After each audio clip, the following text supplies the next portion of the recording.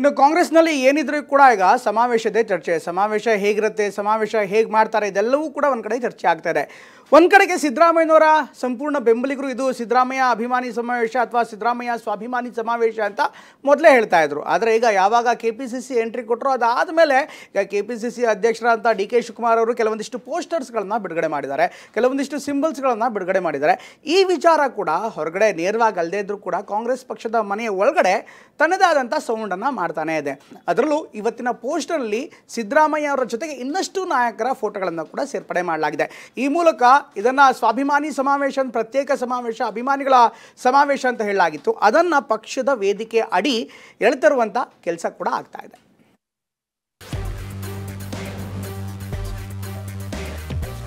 ಈ ಸಮಾವೇಶ ಇದು ಕರ್ನಾಟಕ ಪ್ರದೇಶ ಕಾಂಗ್ರೆಸ್ ಸಮಿತಿಯ ಆಶ್ರಯದಲ್ಲಿ ಸಮಾವೇಶ ನಡೀತಾ ಇದೆ. ಎಲ್ಲ ಸಹಮತದಿಂದ ಆಗಿರ್ಬೇಕು. ಅದಕ್ಕೇನು ಐ ಡೋಂಟ್ ಥಿಂಕ್ ಸೊ ಅದ್ರಾಗೇನು ಡಿಫ್ರೆನ್ಸ್ ಇದೆ ಅಂತ ಅನ್ಸಲ್ಲ. ಆ ಪಕ್ಷ ಬಿಟ್ಟು ಹೆಂಗೆ ಹೋಗ್ಯಾನ್ರಿ, ಮುಂದೆ ಪಕ್ಷನೇ ಸುಪ್ರೀಂ ಆಗಿರುತ್ತೆ.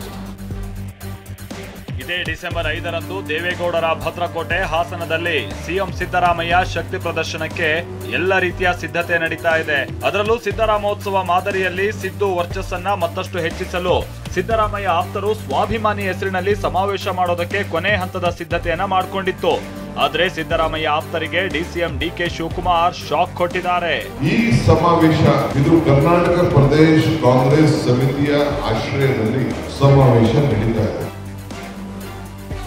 ಸಿದ್ದರಾಮೋತ್ಸವ 2.0 ಮಾದರಿಯಲ್ಲಿ ಆರಂಭ ಆಗಿದ್ದ ಈ ಸಮಾವೇಶ ಸಿಎಂ ಪವರ್ ಶೋ ಎಂದೇ ಬಿಂಬಿತವಾಗ್ತಾ ಇತ್ತು. ಸಿದ್ದು ಬಣದ ಸಚಿವರೇ ಮುಂದೆ ನಿಂತು ಈ ಕಾರ್ಯಕ್ರಮದ ಪೂರ್ವ ಸಿದ್ಧತೆಗಳನ್ನ ಮಾಡ್ತಾ ಇದ್ರು.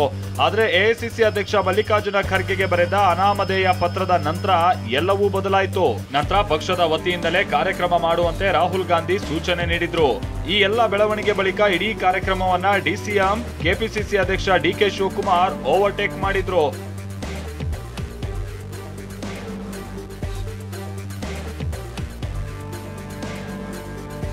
ಸಿದ್ದರಾಮಯ್ಯ ಆಪ್ತರಿಗೆ ಶಾಕ್ ಕೊಟ್ಟಿರೋ DK ಹಾಸನದಲ್ಲಿ ನಡೀತಾ ಇರೋದು ಸಂಪೂರ್ಣವಾಗಿ ಪಕ್ಷದ ಸಮಾವೇಶ ಅಂತ ಸ್ಪಷ್ಟಪಡಿಸಿದ್ದಾರೆ.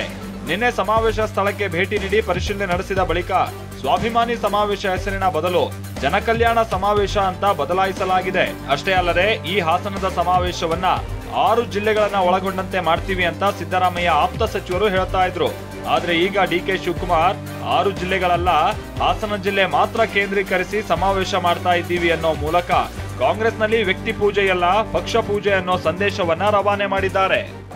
ಈ ಸಮಾವೇಶ ಏನಿದೆ, ನಮ್ಮ ಜಿಲ್ಲಾ ಮಂತ್ರಿಗಳು ಹೇಳಿದಂಗೆ ಇದು ಕರ್ನಾಟಕ ಪ್ರದೇಶ ಕಾಂಗ್ರೆಸ್ ಸಮಿತಿಯ ಆಶ್ರಯದಲ್ಲಿ, ಅದರ ಮುಖಂಡತ್ವದಲ್ಲಿ ಈ ಒಂದು ಸಮಾವೇಶ ನಡೀತಾ ಇದೆ.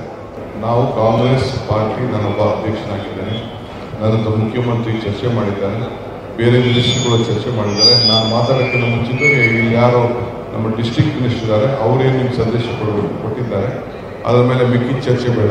RGಯಲ್ಲಿ ನಾವು ಮೇನ್ ಕಾನ್ಸಂಟ್ರೇಟ್ ಮಾಡ್ತಾ ಇರೋದು ಹಾಸನ. ಅಕ್ಕಪಕ್ಕ ಮಂಡ್ಯ ಪಕ್ಕದಲ್ಲಿರೋರು ಅವರು ಬರ್ತಾರೆ. ಅದು ನನಗೆ ಲೆಕ್ಕ ಹಾಕುವಷ್ಟು ಶಕ್ತಿ ನನಗಿಲ್ಲ. ಜನ ನೋಡೋಣ ಯಾವ ರೀತಿ ಬರ್ತಾರೆ, ಯಾವ ರೀತಿ ಬೆಂಬಲ ಕೊಡಬೇಕು. ನಮ್ಗೆ ಇಷ್ಟೆಲ್ಲ ತುಂಬುದು ಸಾಕಾಗಿದೆ.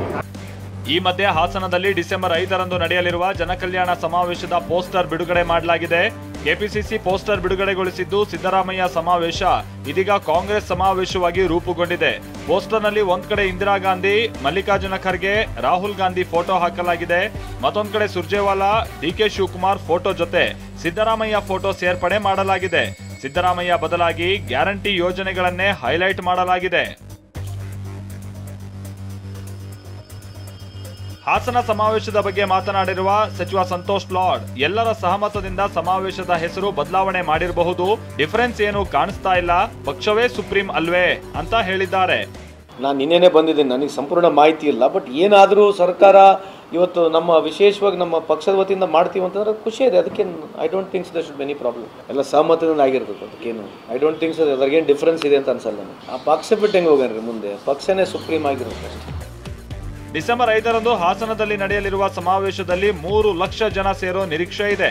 ಸಮಾವೇಶ ಬಗ್ಗೆ KPCC ವಕ್ತಾರ M ಲಕ್ಷ್ಮಣ್ ಮಾಹಿತಿಯನ್ನ ಹಂಚಿಕೊಂಡಿದ್ದಾರೆ. ಮೈಸೂರು ನಗರ ಮತ್ತು ಜಿಲ್ಲೆಯಿಂದ 1300 ಬಸ್ಗಳ ವ್ಯವಸ್ಥೆಯನ್ನ ಮಾಡಲಾಗಿದೆ ಅಂತ ತಿಳಿಸಿದ್ದಾರೆ. ಹಾಸನಕ್ಕೆ ಸೀಮಿತವಾಗಿರುವಂಥ ಪ್ರಮುಖವಾಗಿ ಲೈಂಗಿಕ ಸಂತ್ರಸ್ತರು ಏನಿದ್ದಾರೆ ಹಾಸನದಲ್ಲಿ ಜಾಸ್ತಿ, ಎಲ್ಲ ಕಡೆಯಿಂದನೂ ಹೋಗ್ತಾರೆ. 6 ಜಿಲ್ಲೆಯಿಂದ ಹೋಗ್ತಾರೆ. 6 ಜಿಲ್ಲೆಗಳನ್ನು ಒಳಗೊಂಡಂಥ ಒಂದು ಸಮಾವೇಶ ನಡೀತಾ ಇರುವಂಥದ್ದು. ಇಲ್ಲ ಹಾಸನಲ್ಲಿ ಮಾಡ್ತಾ ಇರುವಂಥದ್ದು. ಈ ಸಂತ್ರಸ್ತೆಯ ಸಮಾಧಾನ ಮಾಡುವಂಥದ್ದು ಹಾಸನಕ್ಕೆ ಮಾತ್ರ ಸೀಮಿತವಾಗಿರುವಂಥದ್ದು.